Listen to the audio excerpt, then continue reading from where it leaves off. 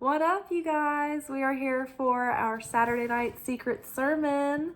It's a little bit after midnight, and we are here for our Secret Teachings of Jesus series. The Secret Teachings of Jesus series was an idea I had because I wanted to read the Lost Gospels, like the Nag Hammadi scriptures and the Dead Sea Scrolls, but I just didn't know when I'd hop to it and get on that and really commit to it. And so I decided to make it a weekly segment that we could all enjoy together, and we could learn together, and we could read these together. And it's become some people's favorite thing on the channel, which I love. It's a beloved series, and I look forward to it every week. So we're in the Nag Hammadi scriptures. We are in the Gospel of Philip. If you go to my channel, Light, Love, Magick, you can scroll down and find the Secret Teachings of Jesus playlist. And you will find lots on the Gospel of Philip. And then early in the playlist, the first book that we did was the Secret Book of James. The Secret Book of James was more like scene-driven dialogue. It read more like a scene playing out. But the Gospel of Philip is like these small portions of text, and they're really cryptic. They're very esoteric, and they're meant to be meditated on. And some parts of them are like kind of matter-of-factly talking about metaphysical truth, but also these things that might on the surface appear that they're telling us about one thing, they're symbolically encoded messages about other things. Like they're symbolic messages talking about other things as well. So there's layers to the interpretation that we've been going over. And yeah, I basically will come in from work. I'll open up the book. I'll pick out a passage that starts to speak to me. And then I just go ahead and start the camera. We read it together. And then I give you the downloads that I'm getting as they're coming through. Okay. So the portion tonight is called Children and Love. The children a woman brings forth resemble the man she loves. If it is her husband, they resemble her husband. If it is a lover, they resemble the lover. Often, if a woman must sleep with her husband, but her heart is with the lover with whom she usually has sex, the child she bears will resemble the lover. So you who live with the Son of God, do not love the world, but love the Master, that what you bring forth may not resemble the world, but may resemble the Master. Okay, so let's unpack this. Let's read it again, and we'll start unpacking it line for line. Okay. The children a woman brings forth resemble the man she loves.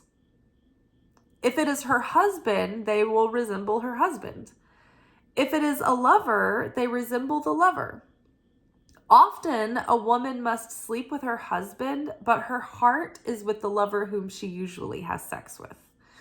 The child she bears will resemble the lover. So you who live with the Son of God, do not love the world, but love the Master, that what you bring forth may not resemble the world, but may resemble the Master. So the children a woman brings forth resemble the man she loves. Now, this has a literal truth and a metaphysical truth. Just so I don't forget to say the metaphysical truth, I'm going to say the metaphysical truth.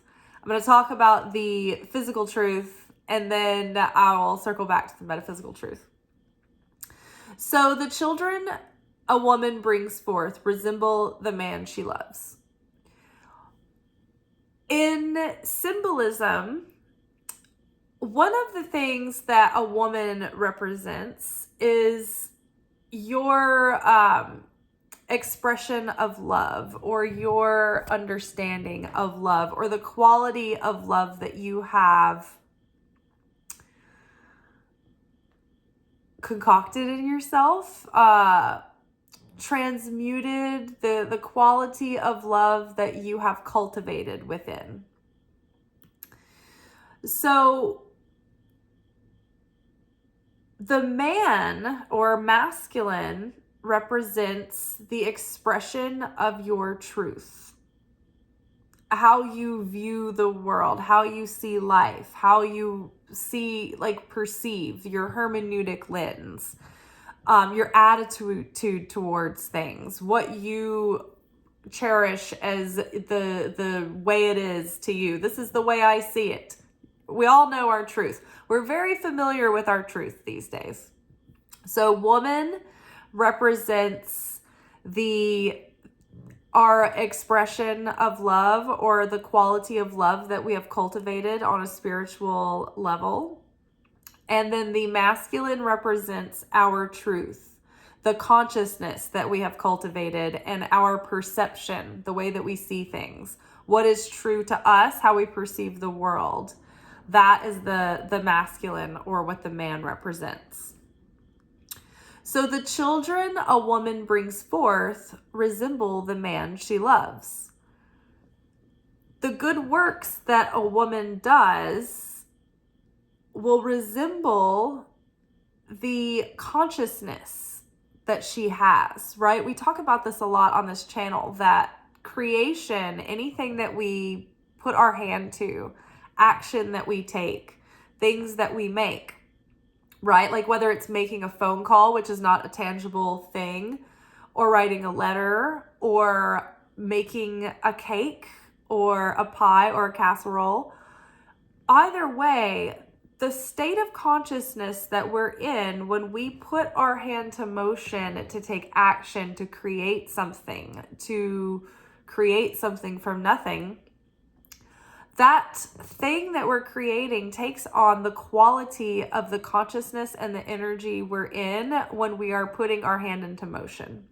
So our consciousness is the seed level. The consciousness is the seed that gets planted. If you are in a state of reactiveness and you're in an automatic response, and you're triggered, or you're anxious, or you're lusty, or you want to buy now while supplies last, or you're afraid, or you have scarcity, or you're jealous, or you're angry, or you're really excited and you don't think it through. Like when you're in like a super reactive state and you don't have real sovereignty and free will over yourself, then you're in a state of consciousness that will you'll be planting seeds of chaos when you're taking action through a reactive state. However, if you can pause and reflect and look at the situation and become present, and then you can have awareness of what the reality is that's going on, and you can own your perception, whether or not it's accurate or not, you can start to evaluate reality and how you want to show up to it, and make your decisions not based from reactive emotions, but with sovereignty. Like, well, what do I want to do? How do I want to show up in the situation? What action do I want to take here? And why? I know why. And I own my reasons, and I'm doing this with sovereignty, with free will. Not I'm doing this out of automatic response mode, defense mechanism. That creates chaos. But when we do something with solid, grounded certainty in the creator, maybe not certainty in the outcome. We rarely ever have certainty in the outcome. But what we can have is certainty in the light, that the light will watch out for us. The light knows what's best, that the light has our best intentions at heart. And so even if we're going through something that brings us through discomfort, ultimately it's there to serve the unfolding and awakening of our soul. So the children a woman brings forth will resemble the man she loves. So the things that you create in this world and the way that you act and the way that you move and what you bring forth will be reflective and be representative to the kind of truth that you cling to in this world. What kind of consciousness do you have? What's your mindset? Like, are you a positive, optimistic, sharing, giving, good person, kind? Or are you competitive and petty and having an agenda and manipulative? You know, like, think about the obvious difference between those two things. So if you love receiving for the self alone and you love power and material guarantees and all of that, then your behavior and your truth and the reasons why you do things and what you do and how you do it is gonna have the flavor, is going to represent the kind of attitude, the kind of person that you are. Think about companies that only have the bottom line in mind, and they want to make a profit, and they don't care about how they impact the environment. They don't care about how they treat their employees. They don't care about the kind of materials that they use. They don't care about the quality or the durability of their products. Like, those products, that attitude is represented and reflected in the products, right? Because they come out with low quality products that break.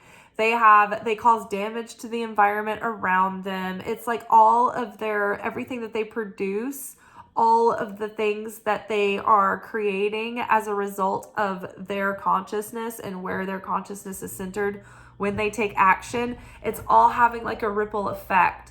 Like evil intention and evil consciousness just has more evil breeding around it. Think about what we're just thinking about, like producing a product, right? If that company, if that business person doesn't have their consciousness, if that company's consciousness and mission statement, right? The company, what is it called? Like their company credo kind of thing. If they don't care about the environment, if they don't care about employees, they don't care about giving back to the world, if they don't care what the consequences of their actions are, then they're going to damage the environment, and they're going to damage the economy, and they're going to damage, put people in debt and give them crappy, shoddy products that turn to garbage and then go into a landfill. So people aren't getting paid. They're not getting the kind of work environment safety that they need. They're not getting the benefits they deserve. The environment is impacted. The products are crap, so they're just like, people are having to spend more and more and more, and it's wasteful. So see how that adds up over time. And yet, sustainable companies that are doing really amazing things, and they're making these high quality products. For instance, like this company comes to mind, but they're a clean company called Bite. And they figured out a way to make toothpaste without the water in the need for the tube. Like they got rid of all the plastic, and then they got rid of the trace plastics in the toothpaste, and then they got rid of all the chemical binders that are in the toothpaste that the toothpaste needs because of the water, like the gelatin quality of the toothpaste itself. And so basically they've come up with these little tablets that you bite and they start to foam, and that becomes your toothpaste. Well, they can send them to you in these paper pouches, and you can refill your glass jar. And so it's renewable, and it's healthy, and it's better for you, and it creates less waste. And it's like, I'm sure it's cost effective because you're getting bulk orders, and then you get refills for your jar. And so it's like, see that what their consciousness is in a good place. It's in a positive place about healing, about sharing, about what they can offer to the world that helps heal the world and the people in it. And so they produce things that are good and quality and things of beauty and goodliness. So that is the metaphysical principle here. It's like your consciousness is the seed level through which you are creating. So do you want to be planting seeds of love, or do you want to be planting seeds of chaos? Seeds of light or seeds of chaos? And I know we all want to plant seeds of light, because then we can bring forth things that are a blessing and create more blessing. So the children a woman brings forth resemble the man she loves. If it is her husband, they resemble her husband. If it is a lover, they resemble her lover. Now, on a more literal sense, what we love, we become one with. We begin to merge with on a soul level, on an energetic level, right? Because we are all one, right? And our spirit and our soul and our heart, that part of us is not physical, it's energetic, right? So it can become one and merge and touch other things. And I don't know if you guys have ever heard about the physics experiment, like I think it's called bilocation, where they can isolate two particles. Like, how do they do that? First of all, like, grab a particle out of the air. So, okay, these are our particles that these are the ones we're using for the experiment. So they have these two isolated particles. One is in a lab in Boston. The other is in a lab in Germany, right? And what they figured out is that when they imply connection between these two, or I don't even know if they have to like suggest the connection between the two particles or whether it's just automatically happening. But in Germany, they are stimulating their test particle, and the particle in Boston is instantaneously reacting to the stimuli, as if the Boston particle is the one being stimulated. So that is an example of this uniform consciousness that is omnipresent and is connected throughout all of creation. And the less there is blockages encumbering the flow of information, like our ego blocks us, right? We're not totally in on the network because our ego is creating static that blocks our network. So if that wasn't there, all those layers keeping all of the other truth out, we would just be totally open and connected to all the light and all the information and all of this stuff going this way and that way, and the Akashic records. So we become one and we begin to merge with things that we love.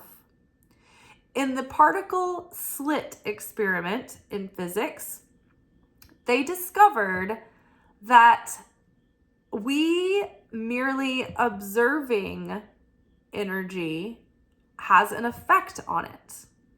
It reacts to the fact that it's being observed, like it's got consciousness, like it's alive and awake, and it is in response to that. So particles can be both like these quanta of like packets of light, like particles, but they can also be waves. Energy it can be in particles or waves. And they didn't know that they could be both, either or. And so they were throwing energy through this like steel wall with these slits cut in it.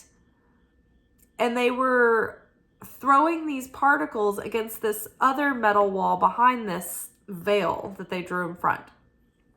So they were trying to see what kind of shape or what kind of impression the particles would leave when they went through these slits. And if they were waves, they wouldn't be able to go through the slits or something like that. Or if they were particles, they would. So anyway, they started putting these measuring devices on these particles and waves, and the scientists were watching the experiment also. And it was like, I can't remember exactly how it unfolds, but basically what they discovered was that sometimes the particles would behave as particles, and sometimes the energy would behave as waves.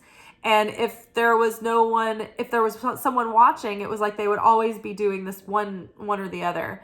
But as soon as the person went away, they would go back to behaving the other way. But then they thought they could trick the particles or the energy and take the observer, the human observer, out of the lab and only observe with the instruments. And they still knew they were being observed. So our observation, our attention on something actually changes that. And the quality of our attention and the feeling that we have coupled with that attention has an even greater effect on it.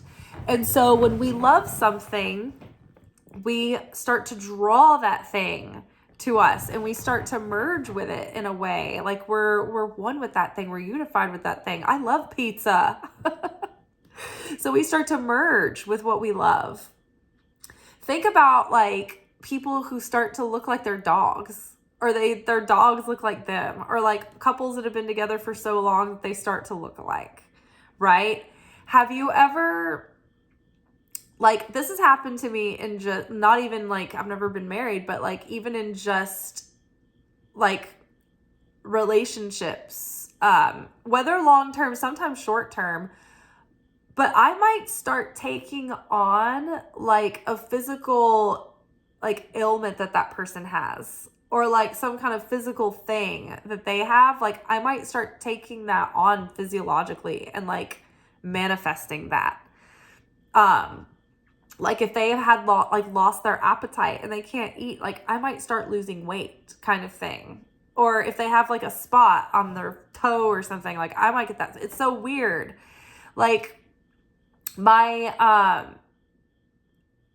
somebody in my family that was married to, well, it was like my ex-sister-in-law, did not have heart issues, but she was married to my older brother who did have like, he had some heart attacks and heart problems in his later life because of his like lifestyle or whatever. And she didn't really have those same issues, but she ended up having like a heart issue that she went to the hospital for and had to have heart surgery. And so this happens a lot. Like my parents, like my dad never had arthritis in his hands, but like my mom, and they're not even together anymore. But my mom has arthritis, and she has for a long time. And hers has been visible for many years before my dad started becoming visible. And it's so crazy because my dad's arthritis in his hands looks exactly like my mom's, like identical. It's so weird. So it's like people that we love, we start to get these like, because the physical is the illusion. The physical is malleable. Our physical world that we live in, it's just packets of light that are light years apart from one another when you scale it down to the size that they are. When you go down to the micro level of how big an atom is, or like particles, they're so far apart from one another, like the particles that make up my arm, the particles that make up this book, that you could like fit planets between them on a scale, right? So I think that's so interesting. So let's get back to the passage. The children a woman brings forth resemble the man she loves. If it is her husband, they resemble her husband. If it is a lover, they will resemble her lover. So basically this is saying like, if a woman, it's pointing out that like this phenomenon that if a woman, even if she's married to a man that she has sex with, and even if those children are biologically his, if she loves her lover more, if she has a lover that she loves more than her husband, she's not that in love with her husband, but she's really in love with her lover, her children that biologically belong to her husband are going to resemble her lover more. Isn't that crazy? But it's the fact that like spirit is truer than flesh, and it will express itself through the flesh. It will morph the flesh. The flesh is just the medium through which the spirit expresses. And the truth will be expressed through the physical, right? You can't like, when it comes to vibration and energy, you can't lie. You can't hide it. You can't trick it. You are attracting, like attracts like. You are creating from the vibration that you are in. So if you love a lover, your kids are going to start looking like that lover, even if they're not biologically their children. So the children a woman brings forth resemble the man she loves. If it is her husband, they resemble her husband. If it is a lover, they resemble the lover. Often, if a woman must sleep with her husband, but her heart is with the lover with whom she usually has sex, then the children she bears will resemble the lover. Okay, so we just talked about that. Now, let's think about this in a metaphysical sense. Okay, so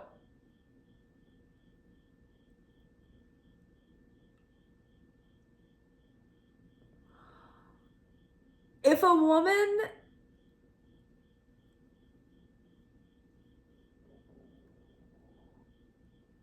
if it is her husband, they resemble her husband, and if it is a lover, they resemble her lover. Often a woman must sleep with her husband, but her heart is with her lover, so the children she brings forth look like her lover. Okay, so think about this metaphysically. The woman who has truth given to her, but she doesn't really adopt that truth, her works are going to be dead works. They're not going to be inspired. There's not going to be a spark of life in them, right? If I'm doing something out of duty because I have to, there's not going to be a lot of light activated in that thing that I'm making, or that action that I'm doing, or that job that I'm doing. Whatever it is, that truth that I am taking on because it's a truth that has been given to me and I'm obligated to take it, right? Like people who were given their beliefs as they grow up, but they don't embrace them as their own because they don't have their own bond with those beliefs. They've been given to them in a way, but they don't love them like their own lover. It's the husband that they're obligated to.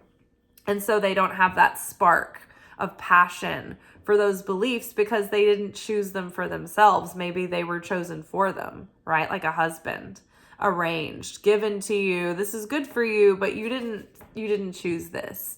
So you don't have that passionate connection like you would your lover. So if you do something that you don't really believe in, but you think you believe in it because that's what you're supposed to believe, then there's no real life in it, right? Like if you do a good deed because you think you're supposed to, but you don't really mean it, then it doesn't really count, right? Like if you do a good action out of obligation because it's the right thing to do, this is the right thing to do. And it's like good. It's good that you did that. It's better than doing the wrong thing. But your heart isn't fully in it. And so there's not like this authentic love in that thing. And so it's not alive. It doesn't resemble what you really love. And so there's this lack of integrity where your manifestations are going off sideways because they're not made of what your heart gives life to, right? So you're always having like these miscarriages in your creations because they're not made of something passionate. Like, have you ever applied for a job because somebody was putting pressure on you to, but you're like, I hope I don't get this job? Your truth that job is the husband, and the dream that you really have is your lover. Okay, for instance, in my last serious relationship, that person did not understand my calling and my vision of what I'm doing here. That person did not understand that I'm willing to take a job that doesn't necessarily come off as a classy career because it gives me the money and the time I need to do the calling that is the passion of my heart. So towards the last part of our relationship, had given me an ultimatum that I needed to find a real job because I had been working in film production for many years, but I was not happy there anymore. And I wanted to transition out of it, and I wasn't sure what the answer was or which way to go.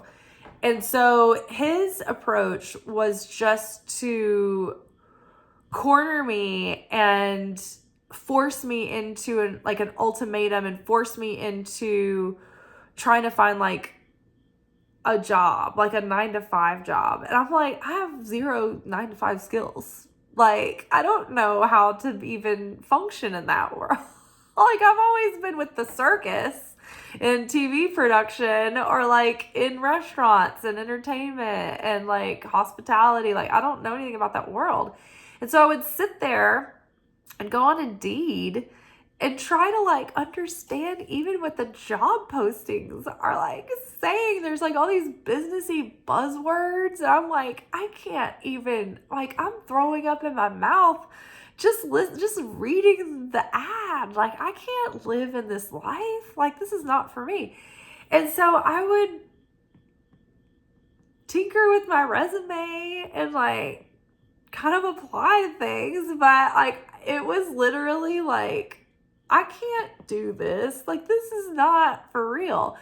And I even did end up having like a 9-to-5 for a minute. It was just like, it was an emergency 9-to-5 during COVID. I worked at this science lab, accessioning lab samples. So I would prepare these lab kits and like the tests would come in and I would like separate them out, like all the paperwork. And then like I would type the paperwork in and I'd put the tubes in the trays. It was like all very sciencey. So it's like I conquered that and I had a good time in that job and I pretended I was in an action movie.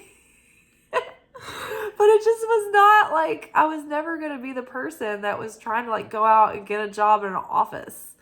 And that was that version of that, because like the rest of my day, I would be very productive in the like creative work I would bring forth, or like the prophetic work I would bring forth, the children of my lover. But no, the children of the 9-to-5 ain't happening, right?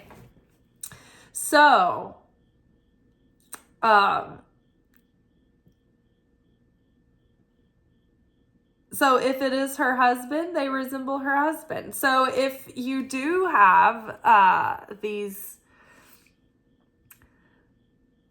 beliefs that were maybe given to you and you're on board with it, and you like, even if it is like the thing that was less exciting, right? If you love your husband, then your works will resemble your husband, right? The things that you do will resemble the consciousness that you were given and the consciousness that you relate to and that you merge with, that you become intimate with, that you love. The children a woman brings forth resemble the man she loves. If it is her husband, they resemble her husband. So it resembles the truth that you cling to, that you adopt, right? Whatever mindset that you cling to, that you cherish, the way that you want to see the world, the way that you want to see others, like that's the kind of like quality of actions that you're going to be taking and putting out in the world. That's the energy that you're putting out there. That's what you're sharing. That's what's going to be in the things that you create, and the work that you do, and the relationships that you have, and the way that you show up. If it is her lover, they will represent her lover, because remember, this is representing her truth. Right? She is the expression of love, and the lover, the husband, the male in this situation is representative of the truth. So often a woman must sleep with her husband, but her heart is with the lover whom she usually has sex with. The child she bears will resemble the lover. So again, even if you're in a situation where you feel like you have to do this thing, it's like what you bring forth is always going to be vibrationally like an example of what you really are on the inside, right? Like if you are chaos inside and defensive and scared and insecure, then your outer circumstances are going to reflect that. Your mindset, your view of the world is going to filter everything coming in and all that you are saying and doing and all the actions that you're taking and how you perceive the way that people are to you. If you're taking that from a lens of insecurity and fear, you're going to be defensive, and then you're going to be reactive based on your defense mechanisms. And so your reactions and your choices and your decisions are going to create an experience for you in your life that is reflective of your assumptions of the world. So thinking about where our consciousness is and what we love, what we put our heart and our attention into, right? What we spend so much time connecting to and connecting with and identifying with, right? These are ways to say that we show love in the world system, right? If you so love the world system, then you're going to buy into power, money, possessions, materialism, celebrity, impress, respect the upper people, be, disrespectful to the lower people, like praise, credits, and credibility, all of that. Like if you buy into that, if you love that, that's what you're going to be producing in the world. You're going to be living a life and creating a life that is void of meaning. It's going to be shallow. The children that you bear, the things that you create in the world and in your life are going to be unfulfilling. Often, if a woman must sleep with her husband, then her heart is with the lover whom she usually has sex with, then the children she bears will resemble the lover.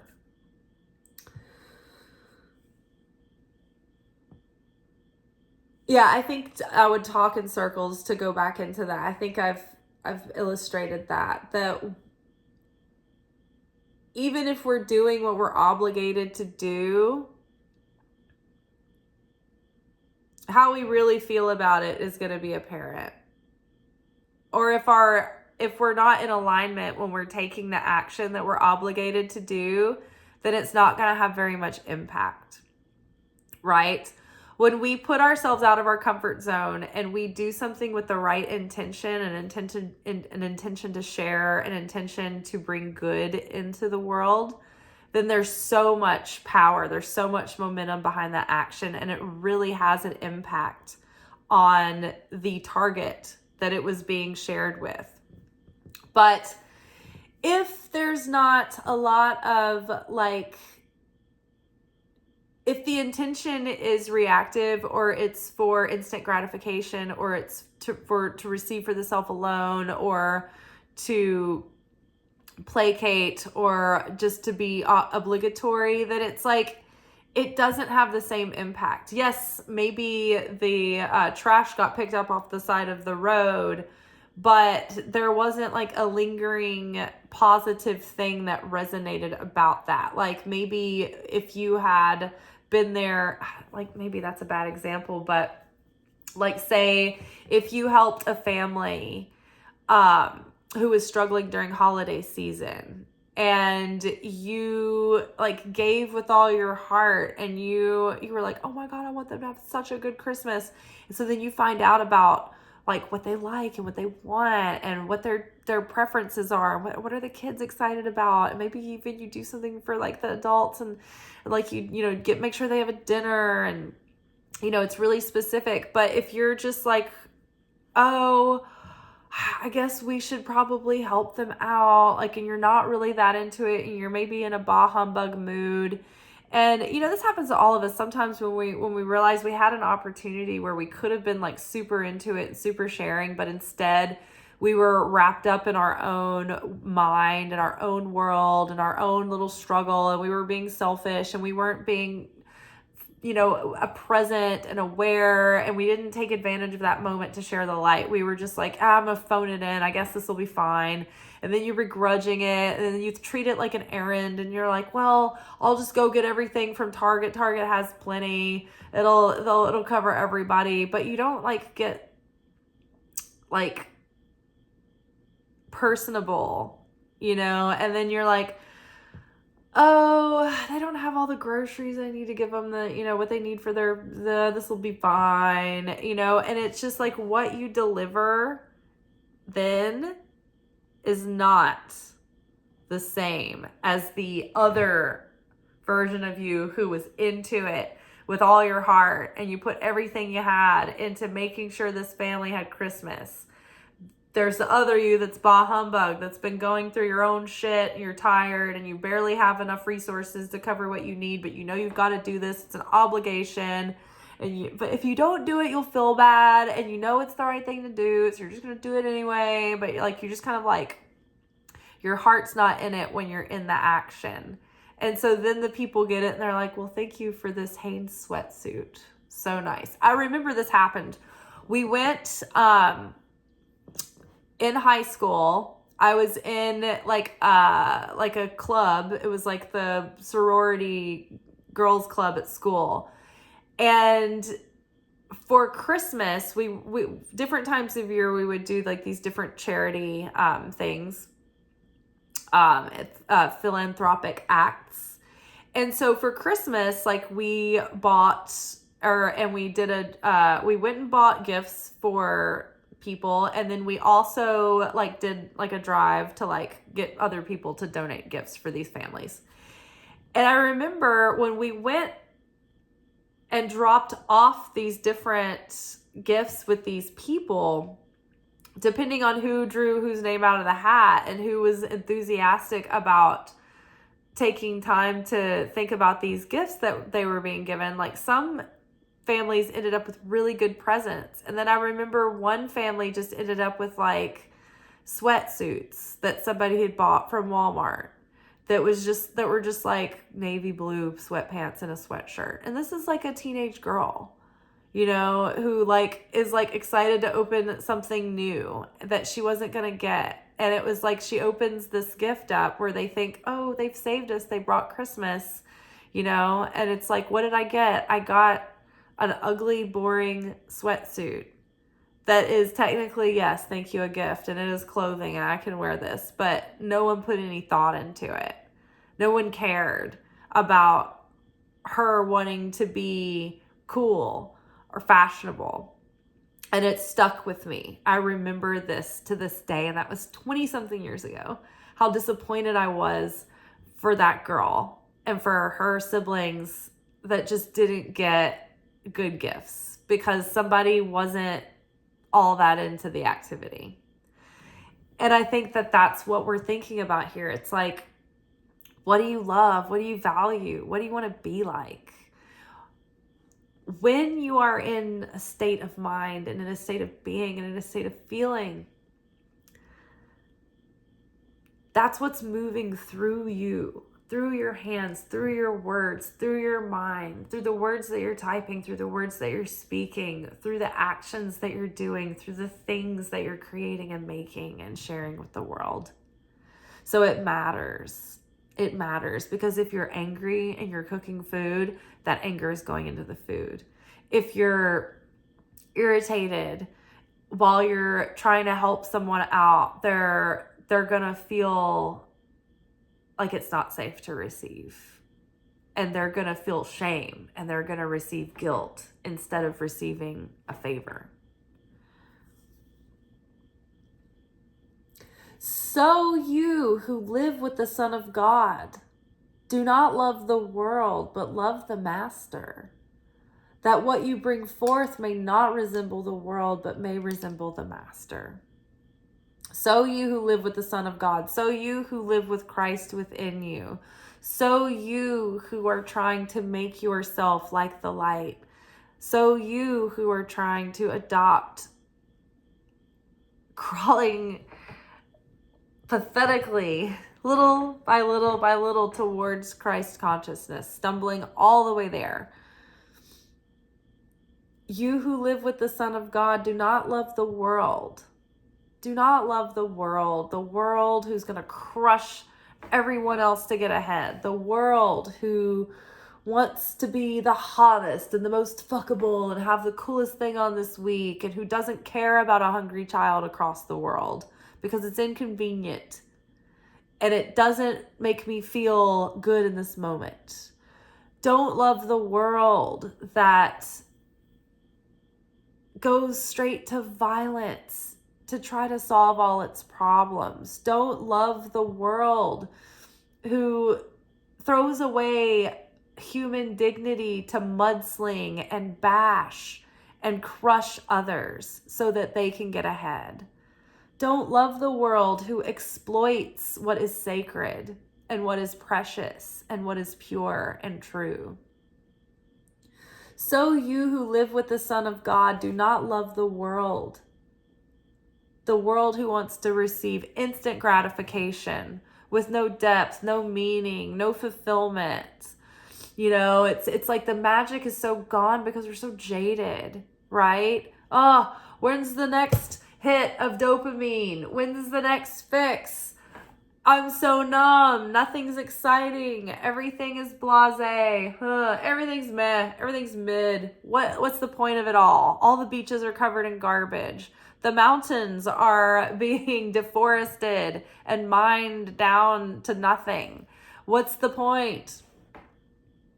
So you who live with the Son of God, do not love the world, but love the Master. That what you bring forth may not resemble the world, but may resemble the Master. So love the Christ. Love the message of the Christ that was all about finding joy and goodness, letting go of hard feelings and bitterness, let go of grudge, take care of each other, love one another. Don't perpetuate more suffering and sorrow and harshness. Be good, spread goodness, spread love, spread joy, spread peace, spread healing, spread health. Spread the light into the world so that what we are making is good. So let's read this portion again and then we're finished. The children a woman brings forth resemble the man she loves.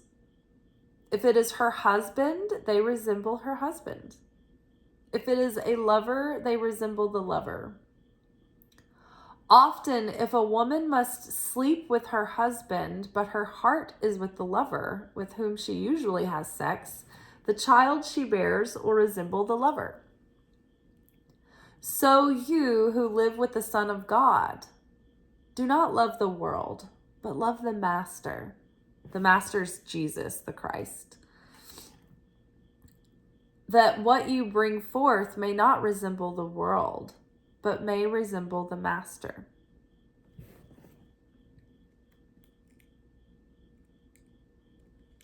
What you bring forth in Christ consciousness will bring Christ into the world.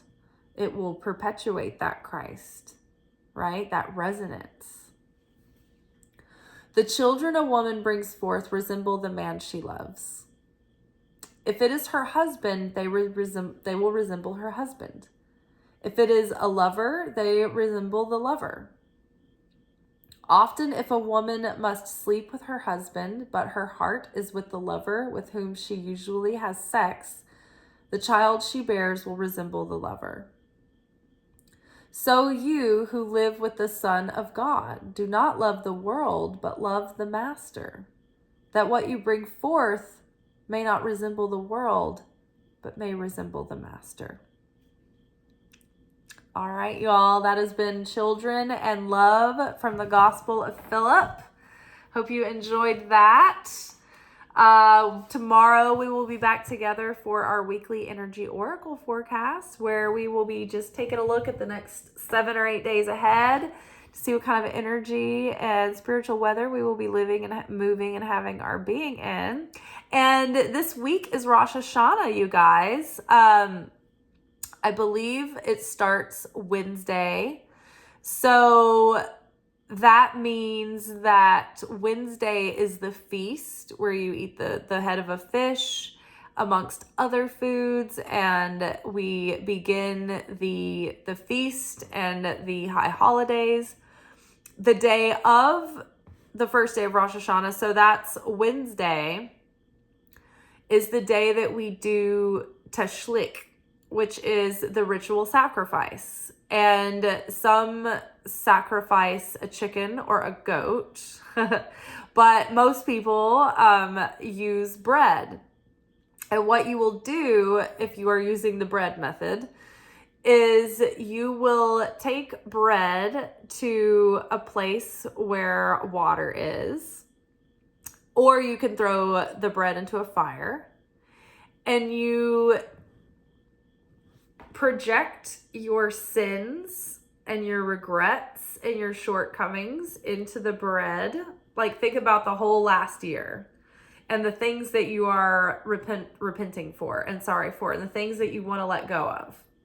And so you're casting your sins into the bread, and then you throw the bread into the fire, or you throw that bread into the water and watch them wash away, or watch the crumbs burn away.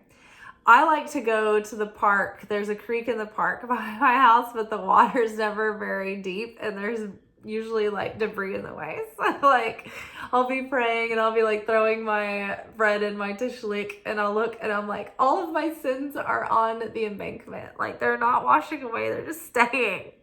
They're just lingering. Also, to have a mikvah before the high holy holidays is good. I ideally in the past have found a natural body of water to baptize myself in, but I'm not sure. It's the best, I guess, way to do it. I like having a natural body of water, living water, but you can, maybe just take a ritual bath the day before, or, do some kind of cleansing ritual for yourself. But that is also a tradition.